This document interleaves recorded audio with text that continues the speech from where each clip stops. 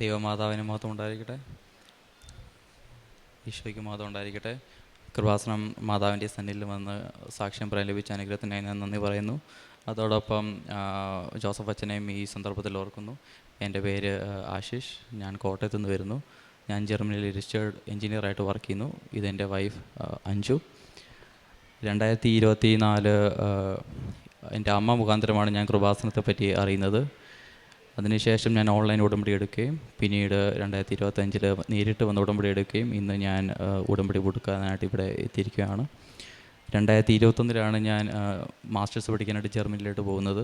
3 വർഷത്തെ മാസ്റ്റേഴ്സിന് ശേഷം ഞാൻ ജോലി അന്വേഷിച്ച് ഒരുപാട് പ്രയാസപ്പെടുകയും ആ ഒരു സന്ദർഭത്തിൽ വളരെയേറെ തടസ്സങ്ങൾ നേരിടുകയും ചെയ്തു. അതിനുശേഷം അമ്മ അറിയിച്ചതിന് മുഖാന്തരം ഞാൻ ഓൺലൈൻ ഉടമ്പടി എടുക്കുകയും ഓൺലൈൻ ഉടമ്പടി എടുത്തത് 2025 ഏപ്രിൽ 3, കറക്റ്റ് 7 ദിവസത്തിന് ശേഷം ഏപ്രിൽ 10 വ്യാഴാഴ്ച എനിക്കറിയാത്ത ഒരു കമ്പനിയിൽ നിന്ന് എനിക്ക് ഒരു ഇൻ്റർവ്യൂ കോൾ വരികയും ഞാൻ അതിന് അപ്ലൈ ചെയ്യും.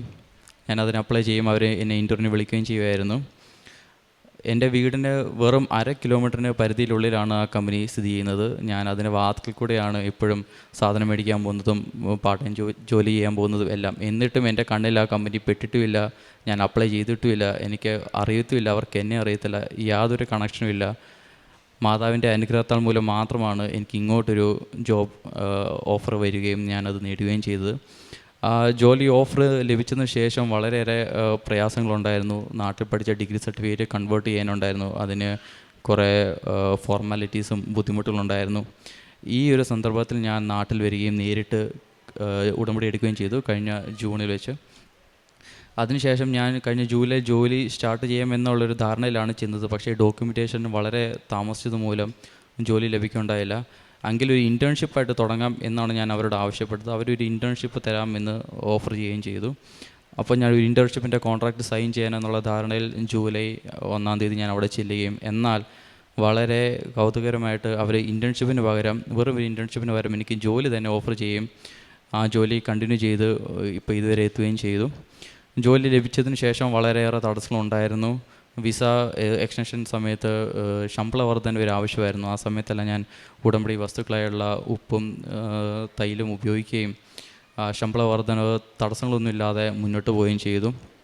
അതുപോലെ തന്നെ ഞാൻ ജർമ്മനിയിൽ ചെന്നതിന് ശേഷം എനിക്ക് വളരെ തലവേദനയും ബുദ്ധിമുട്ടുകളെയും, ഈ തലവേദന വരുന്ന സമയത്ത് ചെറിയ ഓർമ്മക്കുറവും, ആരാണ് മുന്നിലുള്ളത്, എന്താണ് അവരുടെ പേര് മറന്നു പോകുക, ഇങ്ങനെ വളരെ തടസ്സങ്ങളുണ്ടായിരുന്നു.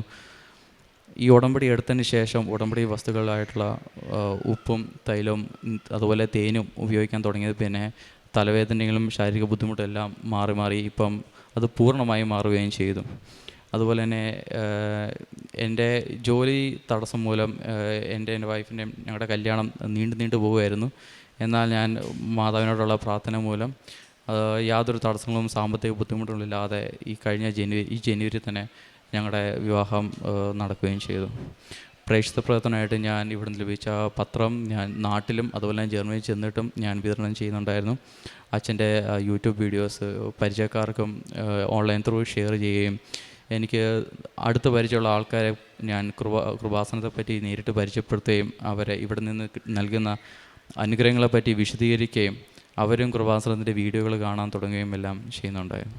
ആത്മീയ ജീവിതം ഞാൻ കൃപാസനത്തിലെ വീഡിയോസ് ദിവസവും രാവിലെയും വൈകിട്ടും കാണുകയും അതോടൊപ്പം രാവിലെയും വൈകിട്ടും സന്ധ്യാപ്രാർത്ഥനയും വേദപുസ്തകം വായിക്കുകയും എല്ലാം ചെയ്യുന്നുണ്ടായിരുന്നു. ജർമ്മനിയിൽ ഞാൻ നിൽക്കുന്ന സ്ഥലത്ത് മാസത്തിൽ ഒരിക്കൽ മാത്രമേ കുർബാനയുള്ളൂ. പിന്നെ ഉള്ളതെല്ലാം ജർമ്മൻ കുർബാനയാണ്. സമയം കിട്ടുമ്പോഴെല്ലാം ജർമ്മൻ കുർബാനയും എന്നാൽ മലയാളം കുർബാന മുടക്കം കൂടാതെ കൂടുകയും പ്രാർത്ഥിക്കുകയും എല്ലാം ചെയ്യുന്നുണ്ട്. അപ്പോൾ നിങ്ങൾ എന്നെ വിളിച്ചപേക്ഷിക്കും, എൻ്റെ അടുക്കൽ വന്ന് പ്രാർത്ഥിക്കും, ഞാൻ നിങ്ങളുടെ പ്രാർത്ഥന കേൾക്കും. ജെറമ്യാ 29:12 നമ്മൾ ഏത് സാഹചര്യത്തിലായാലും വിളിച്ചാൽ വിളി കേൾക്കുന്ന ഒരു ദൈവമാണ് നമുക്കുള്ളത്. എത്ര ദൂരെ പോയാലും എത്ര നിരാശയിലായാലും ദുഃഖത്തിലായാലും നമ്മെ കേൾക്കുന്ന ഒരു ദൈവമാണ് നമ്മുടെ കൂടെയുള്ളത്. നാം ഓരോരുത്തരും പരിശുദ്ധ അമ്മ പ്രത്യക്ഷപ്പെട്ട ഈ ആലയത്തിൽ വന്നിരുന്ന് കരയുമ്പോഴും വേദനയോടെ നമ്മുടെ ദുഃഖങ്ങൾ ഷെയർ ചെയ്യുമ്പോഴും കണ്ണീരോടെ പ്രാർത്ഥിക്കുമ്പോഴും ഈ തിരുസന്നിധിയിൽ നമ്മുടെ നിശബ്ദതയിൽ കേൾക്കാനിരിക്കുന്ന ഒരു ദൈവമാണ് നമ്മുടേത്. നമ്മളെ സംരക്ഷിക്കുന്ന ഒരമ്മയാണ് നമ്മുടെ കൂടെ ഉള്ളത്.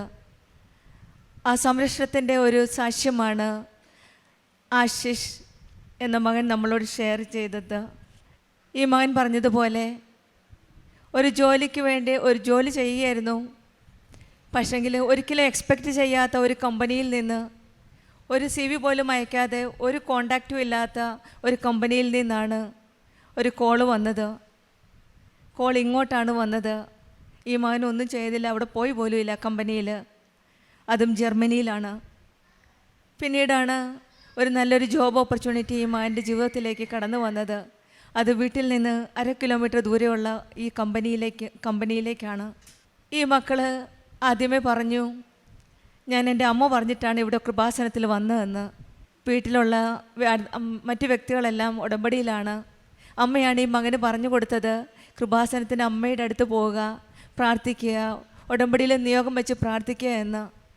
അങ്ങനെ നിയോഗം വെച്ച് പ്രാർത്ഥിച്ചതിന് ശേഷമാണ് ഈ മകൻ ഓരോ കാര്യങ്ങൾക്കായിട്ട് മുൻപോട്ട് പോയത്. അതാണ് ഈ മകന് വന്ന ഈ വിജയത്തിൻ്റെ കാരണവും. കാരണം അമ്മയോട് പറഞ്ഞാൽ പിന്നെ ഒന്നും ചിന്തിക്കേണ്ട കാര്യമില്ല, അമ്മ അതെല്ലാം ഏറ്റെടുക്കുകയാണ്. ഈ മകൻ പറയാതെ പോലും കൂടിയാണ് ഒന്നും അറിയാത്തൊരു കമ്പനിയിൽ നിന്ന് ഇങ്ങോട്ട് വിളിച്ച് ഒരു ജോലിക്ക് വേണ്ടി ഇങ്ങോട്ട് കോൾ വരുന്നത്. പിന്നീടുള്ള റിക്വയർഡ് സർട്ടിഫിക്കറ്റ്സ് ആയിരുന്നു. അതിന് കുറച്ച് ബുദ്ധിമുട്ടുകളൊന്നുമില്ലാതെ അത് താമസമുള്ള ഡോക്യുമെൻറ്റ്സ് ആയിരുന്നു. കാരണം ഒരു ഡോക്യുമെൻ്റ് കിട്ടണമെങ്കിൽ തന്നെ ഒരു 3 മാസത്തോളം എടുക്കും. പക്ഷേ ഈ മകന് 2 ആഴ്ചയ്ക്കുള്ളിലാണ് എല്ലാ ഡോക്യുമെൻറ്റ്സും റെഡിയാക്കാനായിട്ട് സാധിച്ചത്. അങ്ങനെയാണ് ഈ മകന് ഈ കമ്പനിയിൽ തന്നെ ഒരു നല്ല ജോലി കിട്ടിയത്.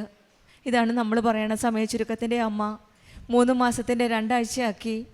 വിളിക്കാത്ത അറിയാത്ത ഒരു കമ്പനിയിൽ നിന്ന് കോള് വന്നു. ഇതൊക്കെ അമ്മ ഏറ്റെടുക്കുന്ന ഒരു വലിയൊരു കാര്യമല്ലേ? ഇതാണ് പറയുന്നത്. നമ്മൾ പറയുന്നതിന് മുമ്പ് തന്നെ അമ്മയ്ക്കറിയാം നമുക്കുടെ ആവശ്യം എന്താണെന്ന്. സ്വന്തം അമ്മയോട് പറയുന്നത് പോലെ തന്നെ ചിലപ്പോൾ നമ്മൾ പറയാം.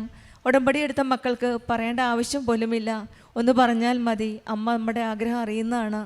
അമ്മ നമ്മുടെ കൂടെയുണ്ട്. പരിശുദ്ധ അമ്മയാണ് നമ്മെ ദൈവത്തിലേക്ക് നയിക്കുന്നത്. നമ്മുടെ പ്രാർത്ഥനയും ദൈവത്തിലേക്ക് എടുക്കുന്നത് നമ്മുടെ അമ്മയാണ്.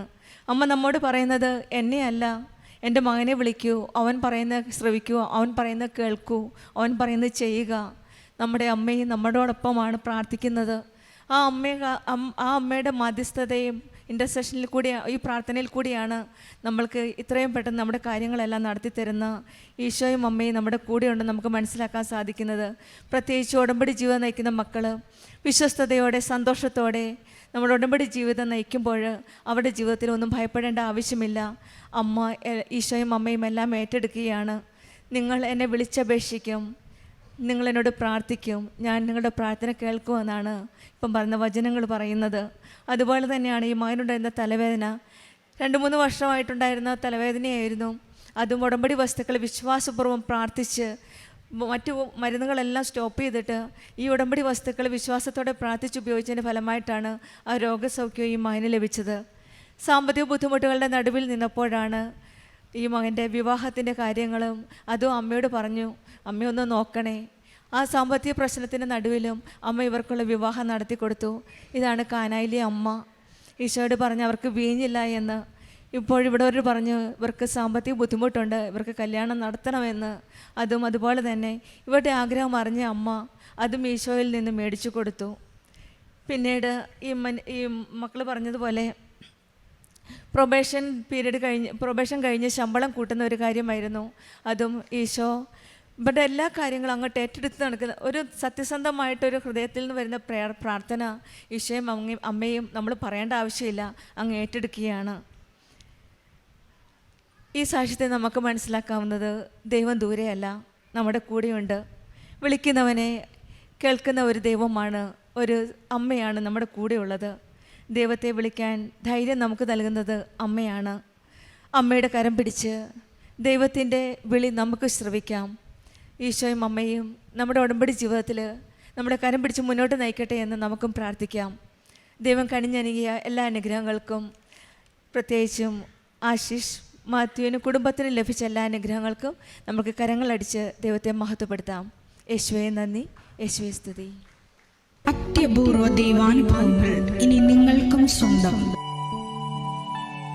ഈ യൂട്യൂബ് ചാനൽ ഇതുവരെ സബ്സ്ക്രൈബ് ചെയ്തിട്ടില്ലെങ്കിൽ ഇപ്പോൾ തന്നെ സബ്സ്ക്രൈബ് ചെയ്യുക. ഈ വീഡിയോ ഇപ്പോൾ തന്നെ നിങ്ങളുടെ സുഹൃത്തുക്കൾക്ക് ഷെയർ ചെയ്തുകൊണ്ട് കർത്താവിൻ്റെ പ്രേക്ഷിതരാകുക.